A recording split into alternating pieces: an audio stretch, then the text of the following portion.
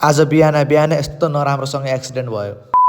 Hello and नमस्ते सबैजना। आयो हजुरहरू सबैजना सन्चै हुनुहुन्छ होला अनि म पनि यता सन्चै। हजुरहरूलाई मेरो आजको छोटो मिनी भ्लगमा स्वागत छ। म बिहान 5 बजे उठेर यस्तो जाडोमा कलेज आएर 3 घण्टा पढेपछि मेरो टिफिन भयो अनि म र मेरो आदम साथी खाजा खानको लागि जान लाग्यो अनि हामी क्यान्टिनमा गएर समोसा र तरकारी खायौँ। त्यसपछि हामी फेरि गए पढ्नको लागि। सबै प्रेड पढिसकेर अब हामी घर जान लाग्यौँ। हामी बाटोमा मस्त गफ हान्दै हिँडिरहेको थियौँ। सबै केटाहरू आफ्नै आफ्नै तालमा थियो अनि हामी घर जाँदै गर्दा बाटोमा हामीले एक्सिडेन्ट भएको देख्यौँ। स्कुलको बस र ट्रकको एक्सिडेन्ट भएको रहेछ। ट्रक चाहिँ कहाँ घर अगाडि आएको। यो खाल्टो नभएको भए त ट्रक त सिधै घरतिर जान्थ्यो होला। बिचरा के भयो होला ट्रकको ड्राइभर सबै अगाडिबाट प्याचाक पुचुक भएको छ ट्रक। यो एक्सिडेन्ट चाहिँ बिहानको 5 बजीतिर भएको खुरखुरे र विराटनगरको बिच। यो ट्रक बसलाई ठोकेर त घरतिर आयो। बसको चाहिँ पछाडि सबै फुटेको छ। हेर्नु न यो कस्तो डर लाग्दो देखेको छ हेर्दा। ट्रक त कस्तो भएको रहेछ हजुरहरूले देखिहाल्नु भयो। अब यहाँ बस हेर्नु न कस्तो भएको छ पछाडिबाट सब फुटाइदिएको छ। तर गल्ती चाहिँ बसकै छ भनेर राख्नु भएको थियो मान्छेहरूले। गल्ती जसको भयो पनि बिचरा यो स्कुलको बसभित्र बस्ने विद्यार्थीहरूलाई के भयो। बसको भित्र सबै रगत नै रगत। छोराछोरी स्कुल कहाँ भनेर आनन्दले बसिराख्नु भएको मम्मी बाबालाई यो न्युज एक्कासी सुन्दाखेरि कस्तो भयो होला। घटना कतिखेर हुन्छ कसरी हुन्छ केही थाहा हुँदैन। यदि हजुरहरू पनि केही साधन चलाउनुहुन्छ भने एकदमै बिस्तारै ध्यान दिएर चलाउनु। अरू 5-10 मिनट ढिलो पुग्दा केही पनि हुँदैन तर तपाईँहरू सेफ रहनु नै सबैभन्दा ठुलो कुरा। झन् अहिलेको टिनेजरहरू भर्खर बाइक स्कुटर सिकिरहेको हुन्छ। भर्खर चलाउन जाँदाखेरि त मजा आउँछ स्पिड कुदाउन मन लाग्छ। मैले अरूलाई मात्र भन्न खोजेको नि होइन। मैले पनि बाइक सुरुमा सिक्दा मैले पनि आँखा चिम्लेरै कुदाएको। तर मैले अहिले बुझ्दैछु कि मैले त जति कुदाए पनि त्यो मलाई नै घाटा हो। त्यो बाइकलाई त केही हुनेवाला छैन। जति बढारे त्यति कुदिरहेको छ बाइक। जति बढारे त्यति स्पिड कुद्छ भनेर धेरै बढार्न पनि हुँदैन। यदि केही गरी एक्सिडेन्ट भयो भने त्यो बाइक त फर्केर आउला। तपाईँको ज्यान त फर्केर आउँदैन। त्यही भएर बिस्तारै चलाउनु। बाइक मात्र होइन जे सवारी साधन भयो भने एकदम ध्यान दिएर बिस्तारै चलाउनु पर्छ। पहिला सुरु त आफू सेभ हुनु नै सबैभन्दा ठुलो कुरा हो। म र भाइ अहिले घर जाँदैछु कलेजबाट। घर आएर खानासाना खाएर मैले एकछिन भिडियो एडिट गरेँ अनि त्यसपछि म फेरि पर्सा जान लागेँ। कपाल हल्का लामो भइरहेको थियो त्यही भएर आज कपाल पनि काटिदिनु पर्यो। 1-2 महिना भइसकेको थियो कपाल नकाटेको मैले। अनि अहिले म पर्सा आइसकेँ अनि कपाल काट्न जान लागेको। जाने बित्तिकै मेरो पालो आइहाल्यो अनि मैले कपाल काटिसकेर अब दाइले वास गरिदिँदै हुनु। वास पनि गरेर सकेर म चाहिँ अब ट्युसन पढ्नको लागि जान लागेको। मलाई कस्तो देखेको छ कमेन्टमा भनिदिनु है। हाम्रो चितवनतिर त अहिले लास्टै जाडो बढेको छ भने काम अनुहार नदेखेको पनि 1 हप्ता हुनलाई। हाम्रो 1 घण्टा क्लास पनि सकियो अनि हजुरहरूलाई आजको भिडियो कस्तो लाग्यो कमेन्ट गरिदिनु होला। मन पर्यो भने लाइक पनि गरिदिनु। भेटौँला अर्को भिडियोमा। By by guys.